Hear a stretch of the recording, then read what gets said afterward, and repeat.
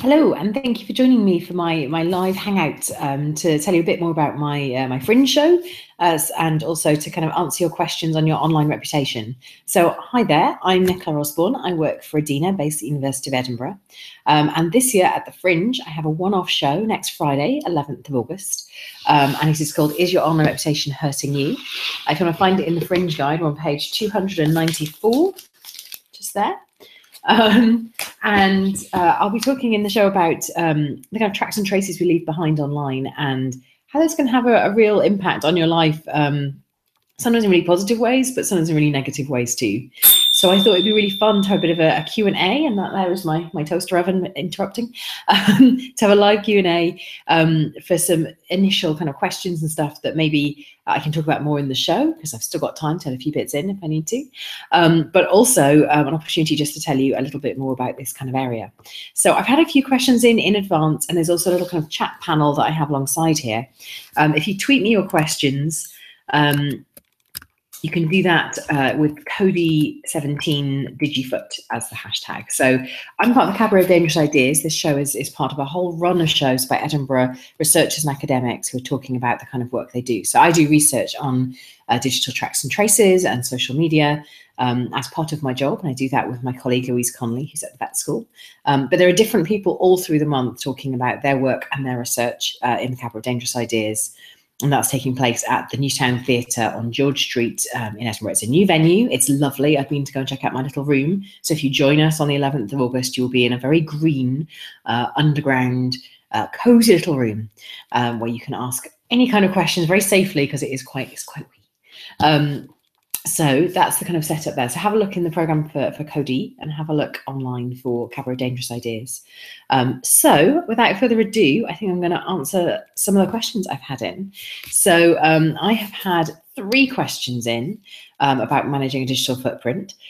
So first one I had in from Hirsch Windenhammer, not sure if that's their real name, on Twitter. And he was asking, and I have to say this is all in like super sort of tech speak, so I'm going to try and make it make sense in full English.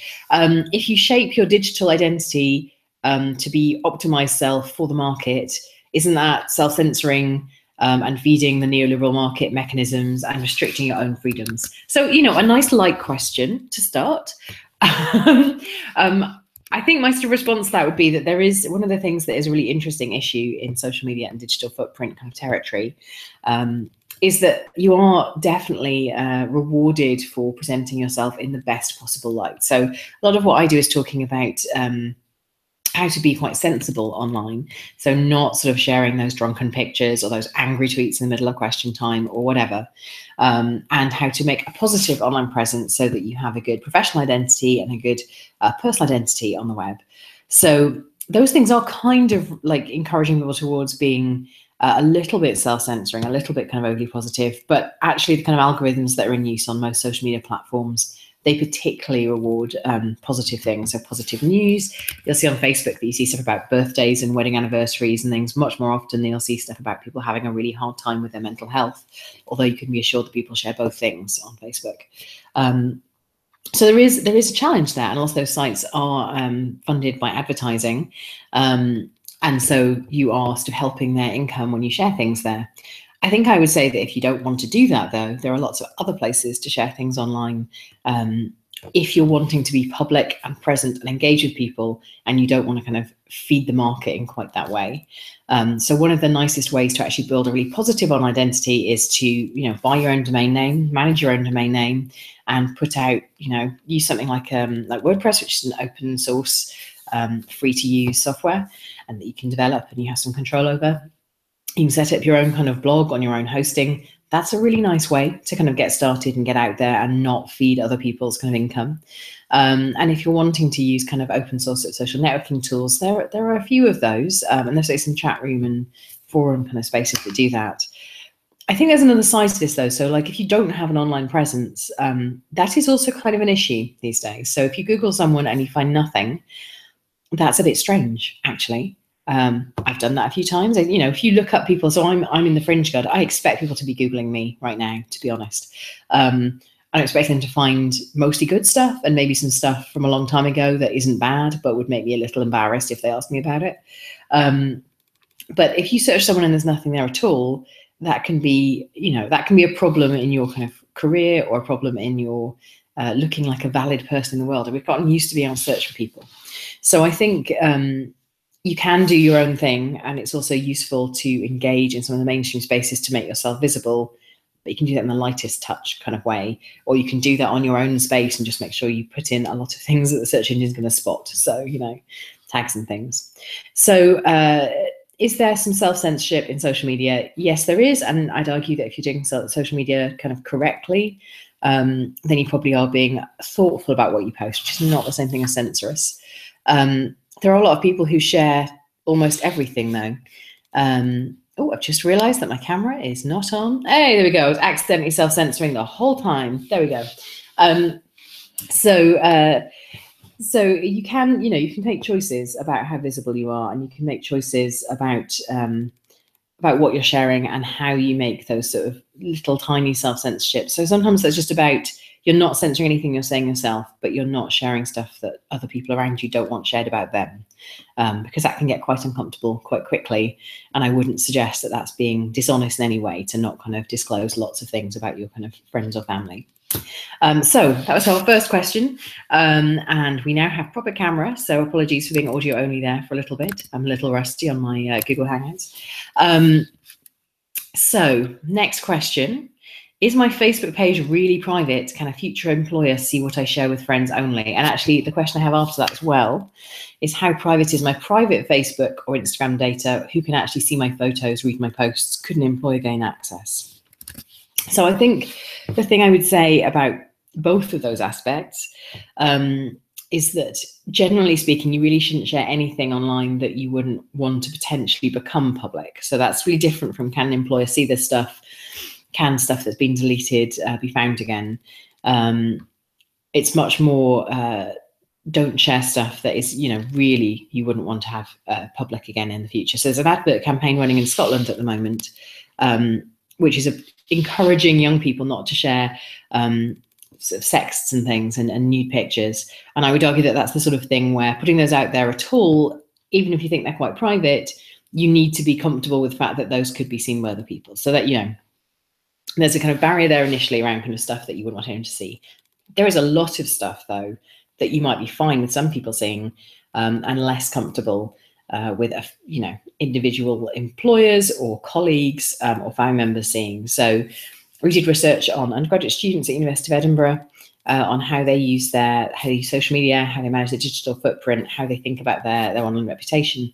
A lot of them have, they're in a sort of liminal place. They're young people forming their identity, and there are parts of identity that they're not yet comfortable with sharing with the whole of their family. That would be the kind of thing you might want to keep private. From an employer, there's all kinds of things you might want to keep private, I guess. Okay, so on Facebook, you have a lot of privacy settings.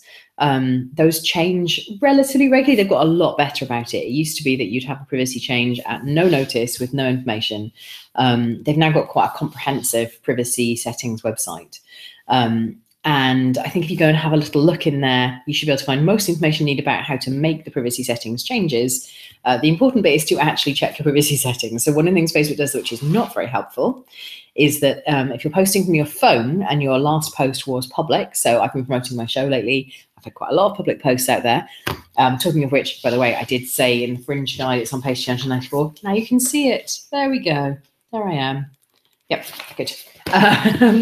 So when you post a public post and you next go onto Facebook on your phone to post something, it will quite often default to whatever your last privacy setting was. So if you post something public because it's a big event thing, or it's a work thing, you're trying to get some publicity, or you're sharing a campaigning thing, the next time you go and post something, it will default quite often to your privacy setting for that post, because you get privacy choices per post, being public.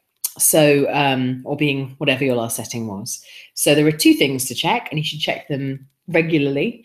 You should check your general kind of privacy settings across the site, especially stuff like who can tag you in a post, if they can tag you at all in a post, because you can switch off a lot of the tagging settings. The other thing you should check when you're actually putting up a post, especially if it's something that you think might not be something you want your employer to see, you should check the privacy settings specifically for that post. So on the web, you do that by sort of a little sort of box. I think it has a globe if it's public, and it has little kind of friends face like icons if it's not sort of public. And you can click on that and you can choose who to restrict things to. And you can still, it's a very old-fashioned thing that Facebook introduced a long time ago, but you can still make kind of groups of people and disclose information just to that kind of group if you want to control it in a really specific way. So yeah, so and on your phone, you need to just have a wee look every time, I would suggest, at your privacy setting for a particular post, just in case, because it's not always super predictable. Now, will stuff stick around? Will that data be kept away from employers? I think the thing you have to bear in mind is that your real world social network is, it's messy. So people know each other. So, you know, I'm living and working in Edinburgh. Edinburgh is a relatively small city. Quite a lot of people know people or have friends of friends who know people. So there's the sort of technical side of it, how private you set your settings, but there's also the social side of it. So does someone that you know your employer? And some of the kind of cases that are highlighted in Jon Ronson's book, So Being Publicly Shamed, which I also recommend reading, they flag up stuff where actually maybe something hasn't been public to the world, but it has been public to just enough people, and maybe the settings haven't been private enough to then keep that post constrained. So, you know, someone shares something, a friend of a friend sees it, but because they haven't changed the previous settings, they can also easily reshare it. The thing is, you can also easily screen tap to something and reshare that on as well. So that's typically what happens with deleted tweets. So you'll have seen stuff like Mary Black's tweets that have been deleted that were a little bit embarrassing, but she made them when she was a teenager, so they weren't that embarrassing. She deleted those, which is perfectly reasonable, but they got screen captured and those got reshared again and again and again. And you'll see that with kind of deleted tweets quite often. It happens with Facebook posts too. And there's actually a whole bunch of Instagram and Tumblr accounts and things that share screenshots of text messages back and forth as well. Which is not to make you feel paranoid that everything you do isn't private, but it's to just bear in mind that anything you do is quite easy to screenshot and potentially make public, so don't piss people off, basically. So will your employer see stuff posted on Facebook? Check your privacy settings, that will help a lot. Check your tagging settings, that will help a lot too. Bear in mind that you may have friends or friends of friends, particularly if you're friends with your colleagues or with former colleagues that might know your employer. I mean, I would think really as a kind of baseline thing, don't share something that if your employer saw it would be really problematic. It's fine to want to keep your life kind of private in different spheres. And Erving Goffman, who's a sociologist, wrote a great deal about having sort of online and offline personas and different kinds of parts of ourselves that we share with different people. That's fine. But don't share something that's going to be a real problem. Like, don't get yourself fired for posting something unwise. That's my suggestion. But yes, check your settings. Remember that your friends are friends with other people, and just be kind of fairly sensible in what you post. So those are the two big questions that I'd been this worth thinking. Oh, Instagram was in there too. Instagram. So in terms of your Instagram privacy, most of the stuff that's on Instagram is either private or public. There aren't a lot of shades of grey between those. So if you're posting something publicly, it's pretty public. If you're posting it privately, then it depends who you've approved to follow you. But again, the same thing applies, that you would need to think about who's that person friends with. Are they going to screenshot it? I think always assume that something could be made public, but that doesn't mean be so self-censoring that you don't share anything at all. People are fairly sensible. Most of us have been using stuff social media or online spaces for a while now. So as long as you're not doing anything that is something you should not do according to your terms of employment or terms of the, so if you've got social media guidelines for your professional area, so nurses have those, teachers have those, doctors have those. My workplace has guidance and an HR policy as well. If you're doing something that is totally fine according to those, but it's just something you don't want to share with your boss, then you're probably on safe ground. If you're doing stuff that is explicitly not allowed according to those, then you should be wary of sharing that anywhere anyway. Okay, so those are the two big questions that I had in from people about sort of privacy and about sort of how you self-censor in some quite similar territory, I guess. I think one other thing I wanted to talk about was when you share stuff online, what does that mean people can do with that data? So you'll have seen possibly this week that in the White House, one of the Homeland Security advisors, so someone who really should know about security, got kind of owned by a prank email, basically, claiming to be from Jared Kushner, and using like a little bit of information that made them sound convincingly like it might be Jared Kushner. And they gave their private phone number back in a return email. So they essentially, this person pretended to be Jared Kushner, sent them an email from an email address that looked vaguely convincing, and managed to elicit personal data back from someone who's quite senior and should know better, and who clearly didn't realize it was a fake email. This is actually quite a big problem. It's happening in lots of different places that people use to publicly available information. And obviously Jared Kushner is very public, but there's quite a lot of us that have enough information online to kind of convincingly spoof us. And that's kind of one of the trends in kind of email scams at the moment. So your online reputation is not necessarily just about exactly who you are and pitching yourself to your job market. It can also be about disclosing a little bit too much information that allows people to fake you or to pretend to be you. So I would say that, you know, both be cautious about what you're sharing in terms of making that really easy. But actually, if you're receiving email, have a little think about if that looks remotely convincing, or check your email headers. Because I think that thing of, you know, we share stuff publicly and people then get to know us in a slightly uncanny way. That's kind of an interesting trend that is emerging at the moment. And certainly one that is causing some hassle for kind of compromises through email. So we talked about privacy. We talked a bit about what it would mean to have stuff out there that's not very good. I thought I'd close something a little bit more positive about what can be really good about having stuff online. So, you know, your online reputation might be hurting you. It could be hurting you. It can also be helping you a lot.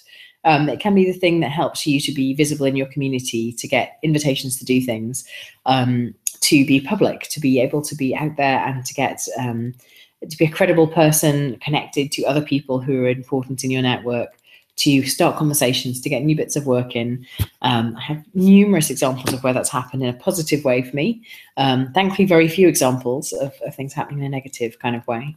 I think most people who are online will recognize that there are lots of benefits of engaging and being public and being out in space. So I want you to take away from this that it's not scary to be online. I don't think anyone thinks that. There was a survey out yesterday that said that 70% of UK internet users feel really confident about their privacy settings and how private their data is. And although I'm slightly curious as to whether they've sort of actually done anything further than just to state their confidence, I feel something that's really promising, that people are thinking about their data and their privacy. And actually, you're about to get more rights to do that, because something called the GDPR, the General Data Protection Regulation, is about to come in. It's a new EU law, and it will apply in British law, even with Brexit. And that will allow you to have a lot more rights about requesting your data and asking how your data is being used. So now is a really good time to get better and more critical at thinking about what could happen with your data.